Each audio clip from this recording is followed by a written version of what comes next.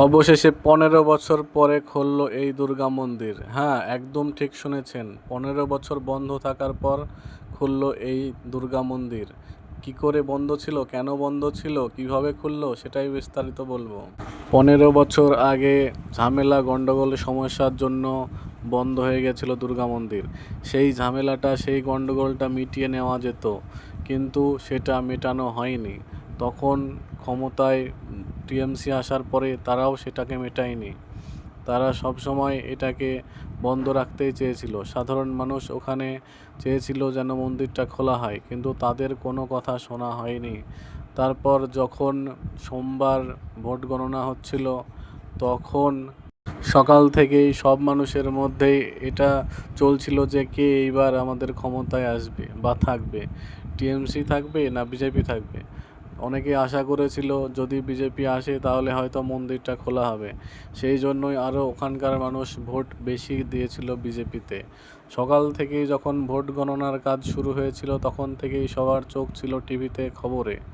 সকাল থেকে যখন আস্তে আস্তে বেলা বাড়তে শুরু করে তখন সবাই বুঝতে পারে বিজেপির ভোট এগিয়ে যাচ্ছে, বিজেপি বেশি ভোটে এগিয়ে আছে, সব জায়গায় বিজেপি জিতছে। তখন মানুষের মধ্যে আস্তে আস্তে ধারণা হয়, এটা বুঝতে পারে যে বিজেপি ক্ষমতায় আসতে চলেছে। তখন সেই এলাকায় যারা বিজেপি করত, যে হিন্দুরা চাইতো যে মন্দিরটা খোলা হবে, খোলার দরকার, খোলা প্রয়োজন, এতদিন থেকে বন্ধ আছে, তারা সকলে মিলে মন্দিরের দিকে যেতে শুরু করে।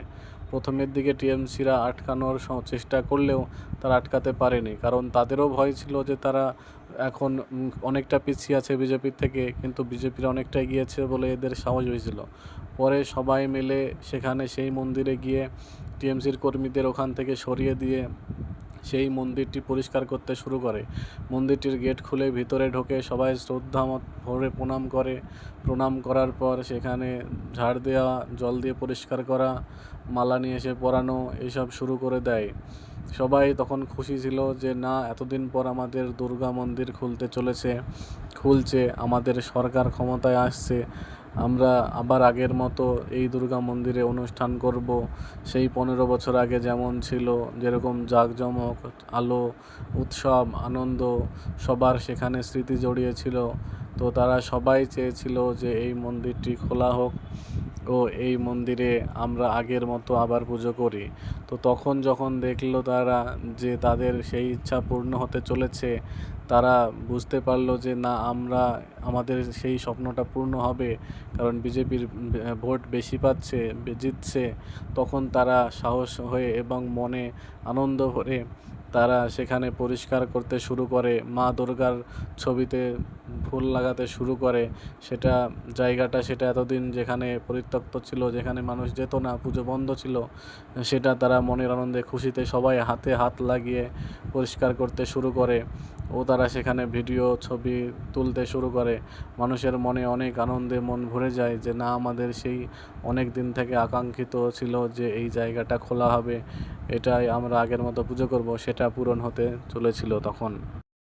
এটা একটা ভীষণ বড় একটা পাওয়া, বিশেষ করে হিন্দুদের কাছে। যেই সব হিন্দুরা চেয়েছিল সেখানে দুর্গাপুজো হোক, বেশিরভাগ হিন্দুরাই চেয়েছিল। কিছু কিছু হিন্দুরা যারা টিএমসিতে চেয়েছিল তারা হয়তো চায়নি, কিন্তু বেশিরভাগ হিন্দুদের মনেই ছিল যেন এখানে পুজোটা হোক আগের মতো।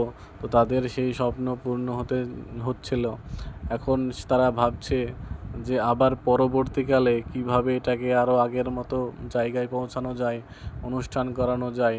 এটা নিয়েই তারা যখন এই সব ভাবছিল, তখন তারা দেখছে যে খবরে আরও অনেক বেশি ভোটে জিততে চলেছে বিজেপি।